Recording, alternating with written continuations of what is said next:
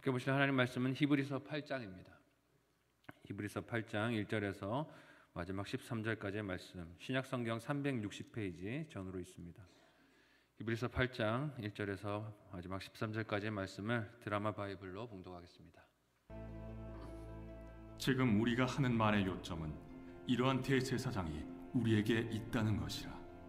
그는 하늘에서 지극히 크신 이의 보좌 우편에 앉으셨으니 성소와 참 장막에서 섬기는 이시라. 이 장막은 주께서 세우신 것이요 사람이 세운 것이 아니니라. 대제사장마다 예물과 제사드림을 위하여 세운 자니 그러므로 그도 무엇인가 드릴 것이 있어야 할지니라. 예수께서 만일 땅에 계셨더라면 제사장이 되지 아니하셨을 것이니 이는 율법을 따라 예물을 드리는 제사장이 있음이라. 그들이 섬기는 것은 하늘에 있는 것의 모형과 그림자라. 모세가 장막을 지으려 할 때 지시하심을 얻음과 같으니 이르시되 삼가 모든 것을 산에서 내게 보이던 불을 따라 지으라 하셨느니라. 그러나 이제 그는 더 아름다운 직분을 얻으셨으니 그는 더 좋은 약속으로 세우신 더 좋은 언약의 중보자시라.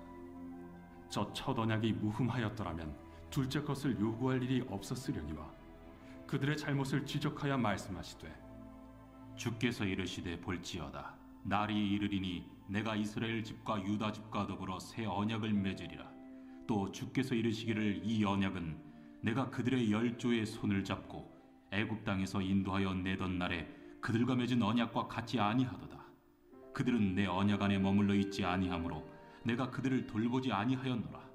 또 주께서 이르시되 그날 후에 내가 이스라엘 집과 맺을 언약은 이것이니 내 법을 그들의 생각에 두고 그들의 마음에 이것을 기록하리라.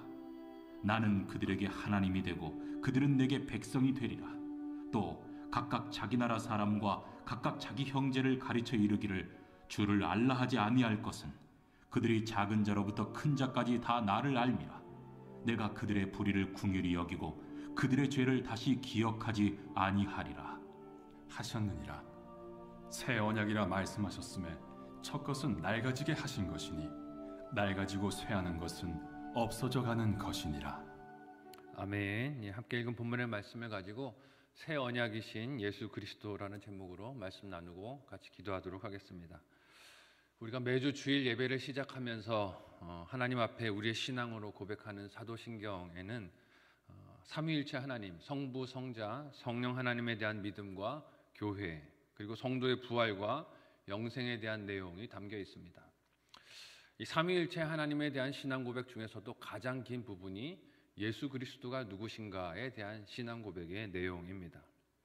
예수님께서 성도의 구원을 위해 어떤 일을 행하셨고 지금은 어떤 일을 하고 계신지를 삼위일체 하나님 중에서도 이 신앙 고백에서 가장 길게 다룹니다.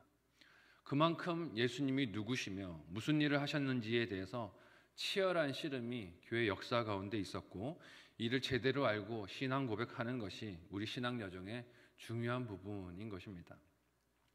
예수님에 대한 신앙 고백에서 우리가 생각하지 못하고 지나치는 부분 중에 하나가 예수님의 승천과 하나님의 우편에 앉아 계심인 것 같습니다.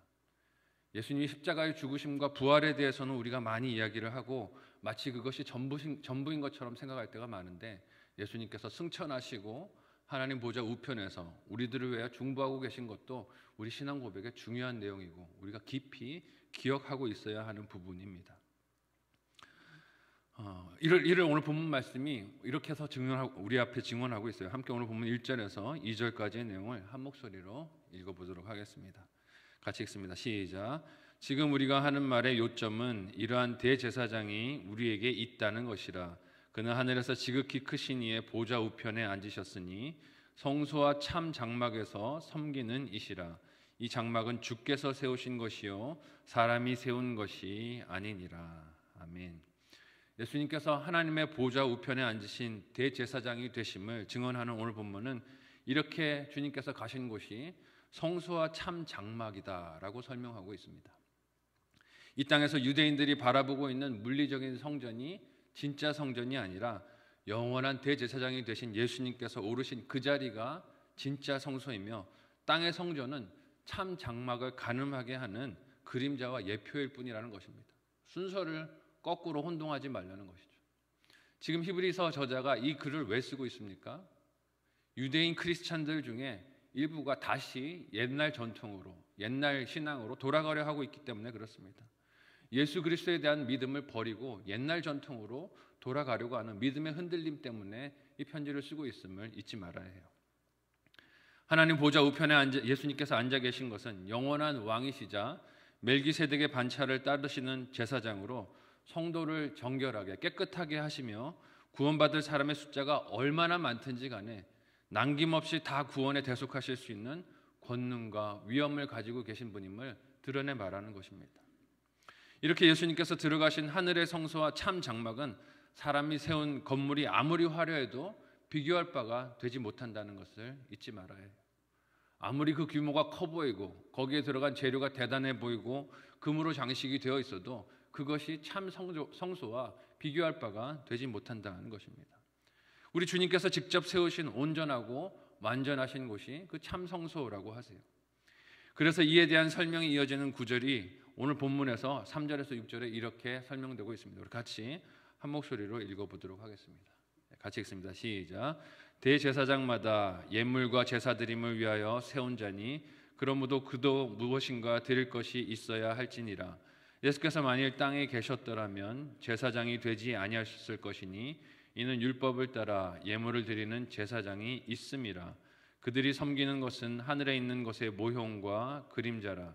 모세가 장막을 지으려 할 때에 지시하심을 얻음과 같으니 이르시되 삼가 모든 것을 산에서 내게 보이던 본을 따라 지으라 하셨느니라.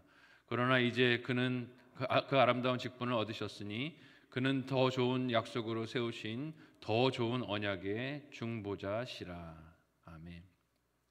예수님께서 부활 승천하셔서 하나님 보좌 우편에 앉으신 것은 단지 그 자리에 가만히 앉아 계시려는 것이 아닙니다. 오히려 거기서 성도들의 신앙 여정과 그 완주를 위해서 계속 우리 주님께서 열심히 일하고 계신 것을 우리는 잊지 말아야 합니다. 마음에 기억해야 하는 거예요. 주님께서 우리를 위하여 일하고 계십니다. 어떤 일을 하십니까? 이 땅의 성소가 아닌 하늘 성소에서 성도들을 위하여 유일한 대제사장으로 하나님께 중보하시는 일을 하고 계시는 중에 계십니다. 우리가 예수님의 이름으로 기도하지 않습니까? 기도를 마무리할 때 예수님의 이름으로 기도합니다 라고 기도를 해요. 이 드린 많은 기도들이 하나님께 들린 바 되어지고 응답이 되는 놀라운 은혜의 이유가 무엇입니까? 우리가 말을 잘해서가 아니에요. 우리 말이 기도의 언어가 유창하기 때문이 아닙니다. 때로 우리는 기도도 우리의 생각으로 평가를 하죠. 저 사람의 기도, 참 하나님이 기뻐하시겠구나. 그렇게 판단할 일이 아닌 것입니다. 언어가 유창하기 때문에 하나님이 들어주시는 것이 아니에요. 우리를 위해 중보하시는 예수 그리스도 때문에 우리의 기도를 들으시는 줄 믿으시기를 바랍니다. 뭔가 대단한 일을 했기 때문에 하나님이 우리의 기도를 들으시는 것이 아니에요.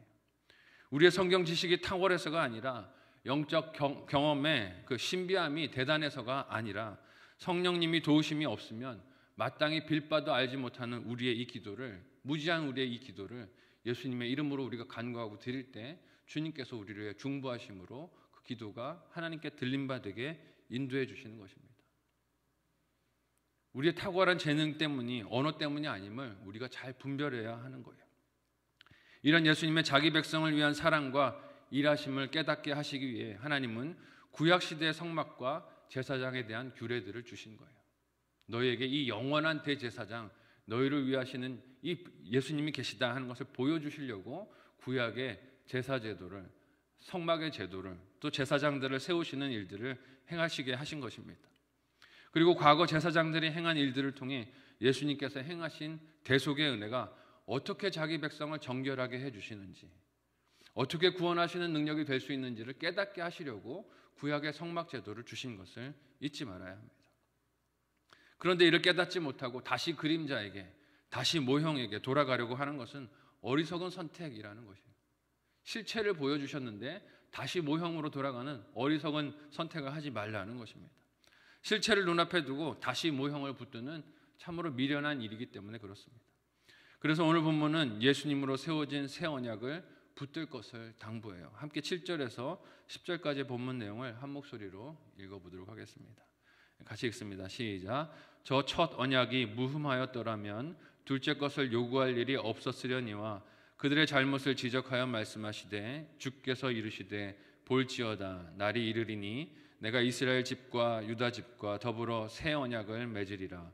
또 주께서 이르시기를 이 언약은 내가 그들의 열조의 손을 잡고 애굽 땅에서 인도하여 내던 날에 그들과 맺은 언약과 같지 아니하도다. 그들은 내 언약 안에 머물러 있지 아니하므로 내가 그들을 돌보지 아니하였노라.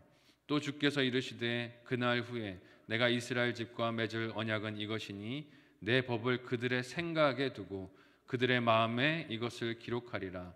나는 그들에게 하나님이 되고 그들은 내게 백성이 되리라. 아멘. 다시 과거의 전통으로 유대교의 할례와 율법으로 돌아가려는 이들에게 히브리서 저자가 도전하는 바가 무엇입니까? 하나님께서 처음 주신 그 약속이 흠이 없었더라면 하나님이 왜 둘째 것을 주셨겠느냐라고 반문하는 것입니다.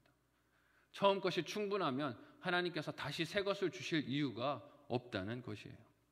이는 하나님이 처음 주신 율법이 잘못되었다는 뜻은 아닙니다. 하나님은 완전하신 하나님이시죠. 처음 것도 완전한 약속을 주셨습니다. 단지 문제는 무엇입니까? 그 완전한 약속을 인간이 지킬 능력이 없다는 것이죠. 완전한 약속을 주셨지만, 인격적으로 사람을 사랑하셔서 그 약속을 주셨지만 죄인인 인생은 그 약속을 지키지 못했다는 것입니다. 하나님은 시내산에서 이스라엘 백성에게 완전하신 율법을 사랑으로 주셨습니다. 그러나 이스라엘 백성은 지속적으로 그 약속을 깨뜨렸죠. 하나님 잘못이 아니라 인간의 죄와 완고한 마음이 좋은 율법을 좋은 것이 되지 못하게 만들어버린 것입니다. 그래서 하나님은 새로운 언약을 마련하셨고 이 새로운 언약은 이스라엘뿐만이 아니라 모든 민족과 나라를 구원하시는 하나님의 능력이 되십니다. 그래서 오늘 본문도 하나님께서 새롭게 세우신 이 언약이 있는 장소가 어디라고 합니까? 돌판이 아니래요. 돌판이 아니라 새 언약이 주어지는 장소는 사람의 생각과 마음이라고 하십니다. 이것이 저와 여러분에게 은혜와 위로의 말씀이 되시기를 예수님의 이름으로 축복합니다. 이 새 언약을 주신 장소가 사람의 마음이고 생각이라고 하세요. 하나님께서 직접 사람의 마음속에 새겨주심으로 믿음이 생기는 것입니다. 내가 어떻게 내 입으로 예수를 나의 구주로 그리스도로 고백할 수 있겠습니까? 내 능력이 역시 아닌 것이에요. 내가 지적으로 동의했기 때문이 아닙니다.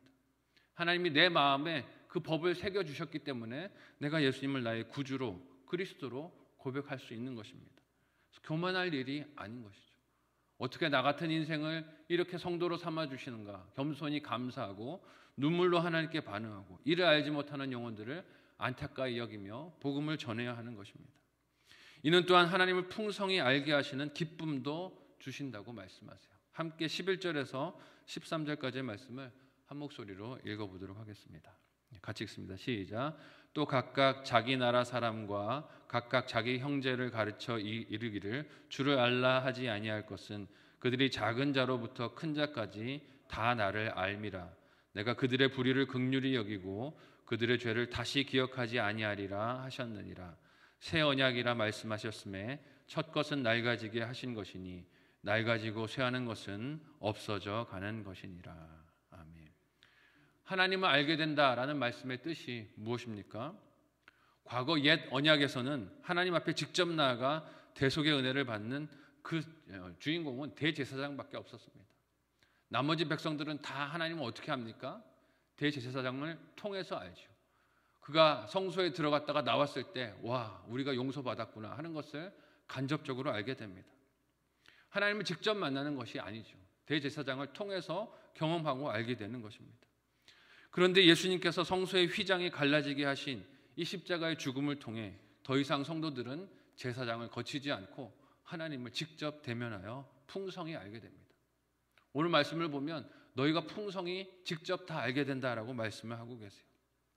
이 은혜가 더욱 감사한 것은 12절이 말하듯 하나님께서 죄인들을 불쌍히 긍휼히 여겨주시고 그 죄를 다시 기억하여 두렵게 하실 일이 없기 때문에 그렇습니다. 어느 면으로 봐도 과거로 돌아갈 이유가 있습니까? 없습니까? 없다는 것이에요. 직접 이렇게 하나님을 알고 풍성히 알게 되었는데 왜 다시 과거로 돌아가서 대제사장을 거쳐서 복잡하게 하나님을 아는 길로 너희가 돌아가려 하느냐라고 반문하는 것입니다. 히브리서는 이런 새 언약의 핵심이 되시는 예수 그리스도를 온전히 믿지 않고 다시 옛날로 과거로 돌아가려고 하는 이들을 권고하고 있습니다. 다시 이 믿음을 지키고 새 언약 안에 있자고 권면하는 것입니다. 예수님으로 인해 새 언약과 새 시대에 있는 나를 다시 옛삶으로 끌고 들어가지 말라는 것입니다. 우리도 이 말씀을 엄중히 들어야 하지 않겠습니까? 예수님 안에서 모든 요구가 충족된 복음의 은혜를 믿음으로 받고 이 소식을 기쁨으로 전할 수 있는 저와 여러분들이 되실 수 있기를 바랍니다. 오늘도 예수님으로 인해 우리는 담대히 하나님 앞에 나와 기도합니다. 내 죄의 문제도 하나님 앞에 직고합니다. 하나님 앞에 엎드려 나의 삶의 모든 문제를 간구하고 하나님이 기뻐하시는 뜻이 무엇인지를 듣고 순종할 수 있습니다. 하나님이 그 말씀을 우리의 마음 가운데, 심령 가운데 직접 새겨주십니다. 이 예수님을 마음의 기쁨으로 받아들이고 또 기쁨으로 이 소식을 전할 수 있는 저와 여러분 모두가 되시기를 예수님의 이름으로 축복합니다.